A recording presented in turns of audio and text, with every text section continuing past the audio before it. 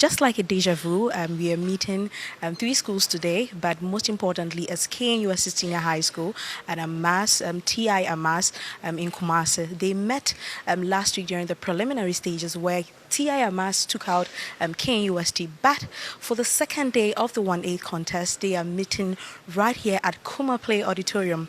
But you would remember a certain gentleman I spoke to from TI AMASS where he expressed his excitement and enthusiasm after they won the contest. What are your preparations for your school today? Today, you are meeting the same school again. I was very surprised when I saw those two schools meet again in the 1-8 contest. Do you think this time around is going to be, you guys are still taking over? Or what do you think about today's contest? I speak with utter gratitude and humility.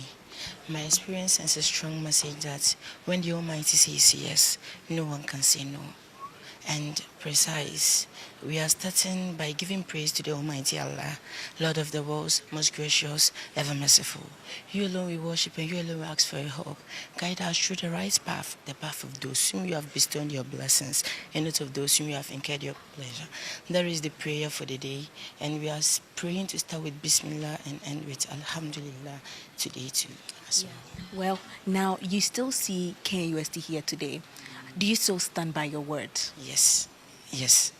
That is why I'm saying that we are giving praise to the Almighty Allah, because when He says yes, no one can say no. You are taking over this time around KNUST and Presby Senior High Technical School? Yes, by His grace, we are hoping for the best. You know, Presby Senior High Technical School is a seeded school, right? You know, it's a seeded school, yes. And they were able to reach the quarterfinals last year. Do you think you see them as a threat? Because you started right from the preliminary stages.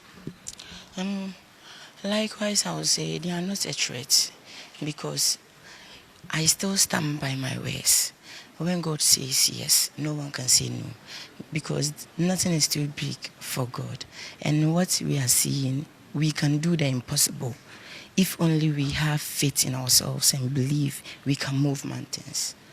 Yes. All right. And so that is a student from TI AMASS, real TI AMASS in Kumasi. I have a student from KNUST Senior High School.